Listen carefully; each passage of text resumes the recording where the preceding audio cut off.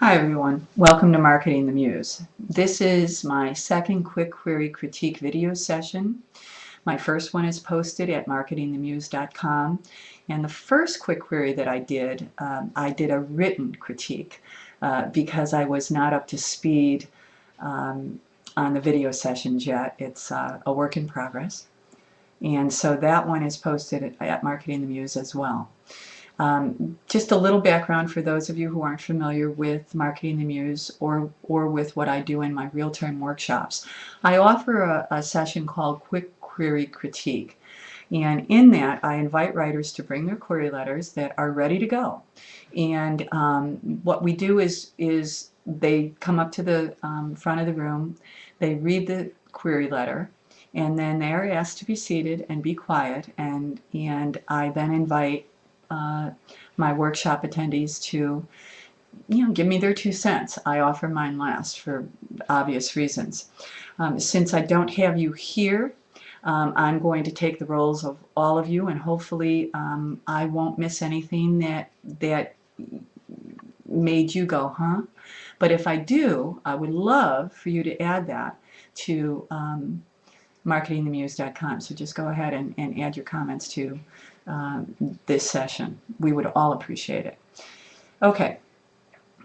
This letter was sent by, I think, a writer who I met at the Santa Barbara Writers Workshop, but I'm not sure. I could have also met her at the Southern California Writers Conference, where I think I invented this quick query critique. I've been doing it there for quite a while. All right, here we go. Dear blank, what constitutes love? Is it possible to recalibrate after a lifetime of accumulating baggage? My novel, Amy's Own, approximately 80,000 words, follows the provocative dynamics between 42-year-old Amy Harrington and her mother. Charlene, chronic partners with her Gin on the Rocks, bi-monthly dye job, and Manny Petty, and deliciously uncensored commentary has always been mother, not mom. Amy's childhood of bobbing and weaving like an alert boxer evolves into their pattern of verbal headbutting, chiseled and finely tuned with age. Now Amy must find a new path with her mother after her father unexpectedly dies, his affair is exposed, and Amy's discarded first love returns. But how can Amy deal with her own upended reality when Charlene's setting her dead husband's Easy Boy and favorite beer cooler on fire in the driveway? How is she going to make any headway when Charlene padlocks her house from the inside? This is a story about how we can still feel bonds even with those who have neglected us. It's about finding one's way to meet in the middle or even take that extra step, and finally connect with those essential to one's life.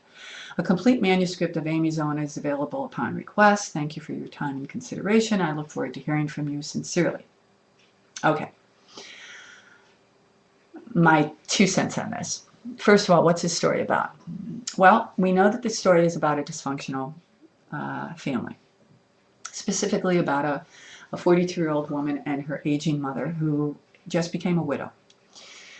We also know that this family is quirky and in fact may have a sense of humor, because she almost makes us laugh in this query letter. Now,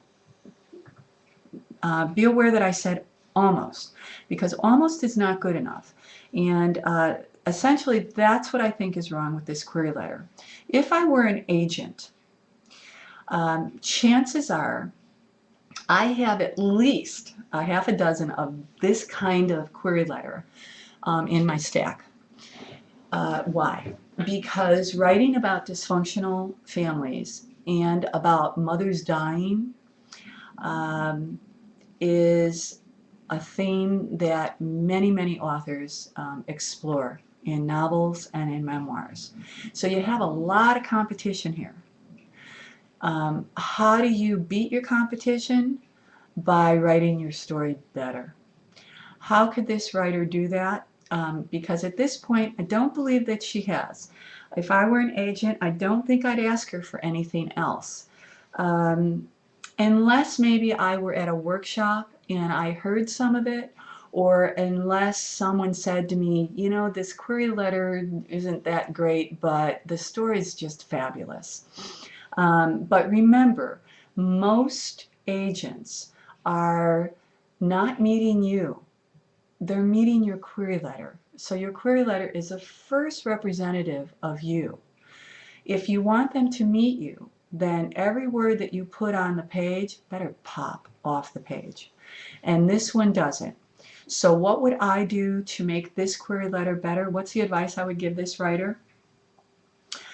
I would encourage this writer to open this query letter with a passage.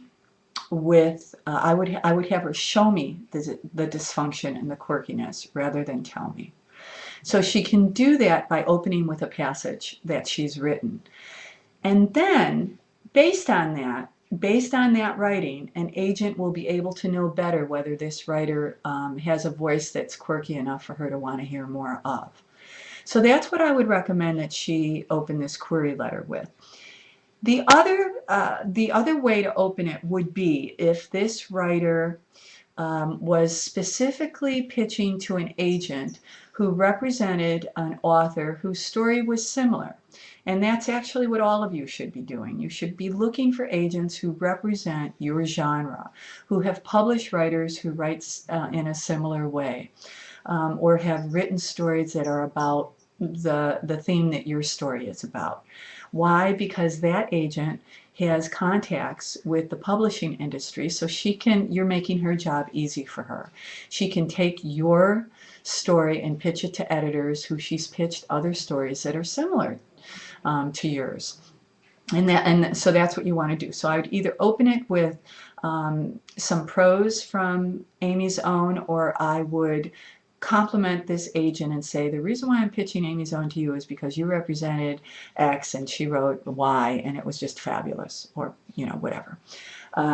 So that's my advice to this writer. She's got some reworking to do, but I like the quirkiness that I heard. I just didn't hear enough of it. I hope that's helpful to you. I would love your feedback on this. So please just go to Marketing the Muse and drop your comments underneath the query letter that's posted on the site. And until next time, send me your query letters, because I want to do at least 2 of these a week. Until then, thank you so much. Take care and keep writing.